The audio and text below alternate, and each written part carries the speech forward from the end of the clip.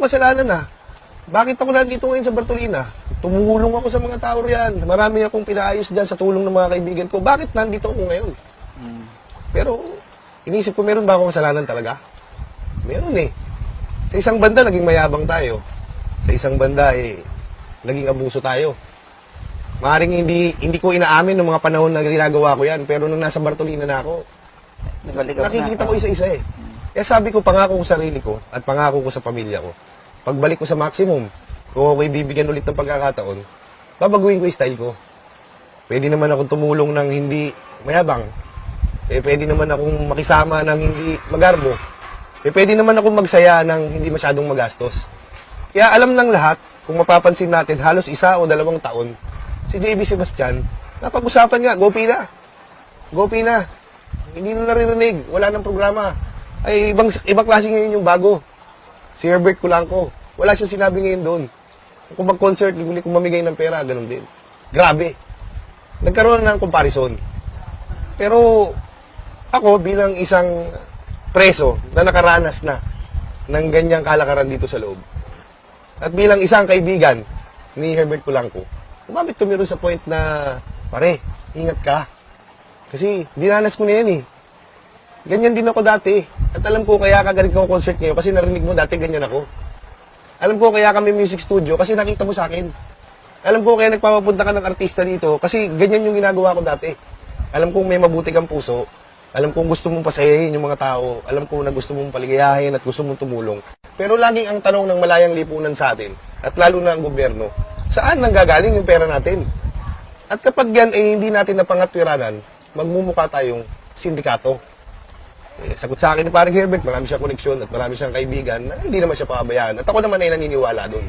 Hanggang sa umabot sa punto na akala niya yata, tinuturuan ko siya ng mali. Kasi sinasabihan ko siya na, pare, huwag ka masyadong magbihis. Pwede ka naman magmaong, pwede ka naman mag-t-shirt. Pare, huwag ka naman mag-imbita ng mga mamahaling mga banda. Kasi pwede naman tayo-tayo na lang. At pare, yung binayaran mong instrumento kanina, baka na-overprice ka. Ngayon, yung mga nakapaligid sa kanyang tao, at ang nagsasabi rin isa sa mga nakapaligid dun, sinisiraan ka, Herbert. Kasi ayaw nilang turuan mo si Herbert na huwag maging magastos. Kasi baka hindi na sila kumita. Hanggang na nagkasira-sira na kami. Ito, tungkol doon sa BTV3. Kung mapapansin po natin, ang inyong lingkod po, kaaligid po sa kaalaman ng lahat na tayo po ang nagmamanage nitong stasyon na to. Pero hindi nyo naman po nakikita yung pagmumukha ko dito. Dahil ayaw kong isipin ng lahat na ginagamit ko tong TV station na to para lang sa sarili kong kasikatan. Pero nakita nyo kung paano tayo magbigay at gaano ka-professional yung serbisyong ibinibigay ko. Alam ng lahat sa buong community na si Herbert Culanco ay galit na galit sa akin. Pero patuloy nyo pa rin nakikita yung mga concert niya sa TV station ko. Okay, JB, maputol kita. Opo. Alala ko yung mga tanong sa akin eh. Kasi Opo. yung news, ilang minutes lang yun, baka 1 minute, 2 minutes lang yata yun, hindi ko nga lang napanood. Ano. Pero yung interview sa akin, palagay ko mahigit 30 minutes eh. Opo. Ang daming tanong. Opo. Isa sa mga tanong, ito ba si JB, merong music studio? Sabi ko, meron. Opo. Mas maganda nga eh. Opo. Opo. Sabi ko eh, hindi kasi wala naman ako nakita masama. Kaya akala nila, Sabi ko, dapat mas maganda isama. nga eh. Oh, instrument, mas maganda nga, mas marami, marami. Oh, sabi ko opo. gano'n. Tinanong sa akin.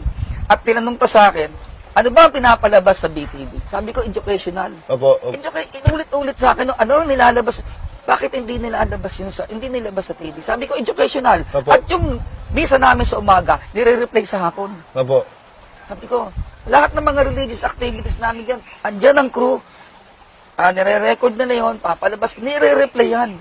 Kahit yung mga, meron ako mga announcements, halimbawa, yung sa kaagapan, yung sa mga GCTA, magsasalita ako, mga greetings, mga ganun. Paulit-ulit yan sa aming cable TV. So, walang masama. Pero bakit pag nilabas sa news, Hindi na mo sinasama. oo, parang pinapalabas na mali. Oo. Tatanungin pa kita, bukod, kasi kaya lang natanong din sa akin at ako tanong ko din, may mga nadala at ikaw hindi nadala. Pero kung ikukumpara, kasi sila magaganda bahay. Oo. Ikaw maganda bahay mo. Baka kung yun lang ang pagbabasehan, magagandang bahay. Tangayin yan. Wow. Sagutin mo ngayon, yung bahay mo ba may papeles? Ganito po, no? Siguro sige. po, matagal na po kayo rito eh. Oo. Sa pagkakaalam ko, 1999 ito nagawa sa panahon ni Commander si Master. Kanina ko lang ho nalaman nung papunta kayo rito na meron pa palang naunang May magpagawa. nauna. Nandito ako, tambayan ko dati na si Congressman de Guzman. Sa kanya yan eh. So, si Congressman de Guzman, na hindi ko naman po narinig, at base lang po sa kwento ng mga kusa ko, kaya lang po ito naging bahay na bato.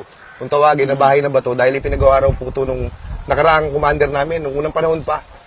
Ngayon ay kustumbre o tradisyon o nakasanayan na kapag ang pangkat ng sige-sige komando magkaroon ng kanilang bosyo o leader, dito tumitira. So, nung ako po naging commander ng sige-sige komando, 6 months after nung pagdating ko rito, nilipat po ako rito. Galing po ako sa dorm 2B, lumipat po ako dito. Bakit? Sabi ko, bakit yung commander ng komando nandyan sa labas? Kasi karamihan daw sa mga kusa namin pasaway.